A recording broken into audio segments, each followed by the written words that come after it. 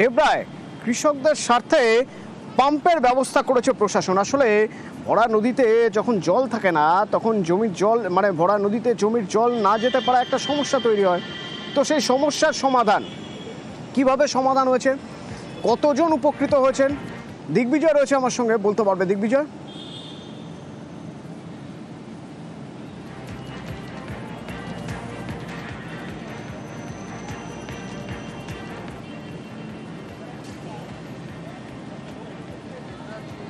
একটি মৌজায় প্রায় কয়েকশো একর জমি জলের তলায়, কারণ বিগত 1.5 মাস কাঁসাই নদীর জল ভরা, তাই চাষের জমির জল নদীতে আসতে পারছে না এবং এতে কিন্তু কৃষকরা ক্ষতিগ্রস্ত হচ্ছে। প্রতি বছরই তারা বর্ষায় ক্ষতিগ্রস্ত হয়।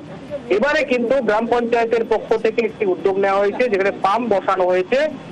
চাষের জমির জল পাম্পের সাহায্যে নদীতে ফেলা হচ্ছে। এতে কি হচ্ছে, যারা চাষ লাগিয়েছে তাদের যে ধান জলের তলায় রয়েছে সেই ধান গাছ বাঁচবে, এতে চাষিরা কিছুটা উপকৃত হবে। তবে এলাকাবাসী জানাচ্ছে যে 2টি পাম্প নয়, গ্রাম পঞ্চায়েতে যদি আরো কয়েকটি পাম্প, তাহলে চাষিরা উপকৃত হবে। যদি এই বিষয়ে গ্রাম পঞ্চায়েতের উপপ্রধান চন্দন দ্বারা জানিয়েছেন, 2টো পাম্প বসিয়ে পরীক্ষামূলক ভাবে চেষ্টা করা হয়েছে।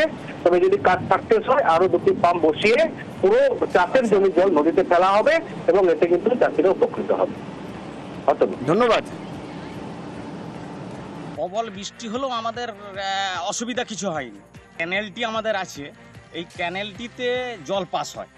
যেদিন পোলের কপাট আমাদের পড়ে যায় তখনই অসুবিধা হয়, নদী বেড়ে গেল আর তখনই আমাদের এই মাঠটি একদম প্লাবন মাঠ, কেন ঘরদরও আমাদের ডুবে যায়। অঞ্চলে জানানোর পর অঞ্চল প্রধান আমাদের কথা শুনে এবারে আবার বলতে প্রধান আমাদের 2টো জল মোটর দিয়েছে।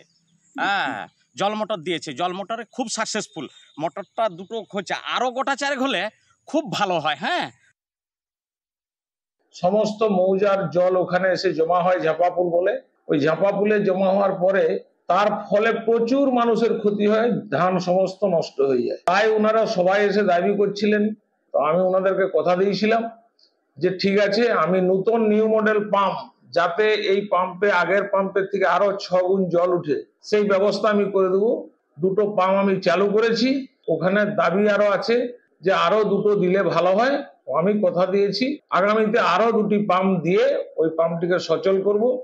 তাই টাবাগাড়াবাসী এবং আমাদের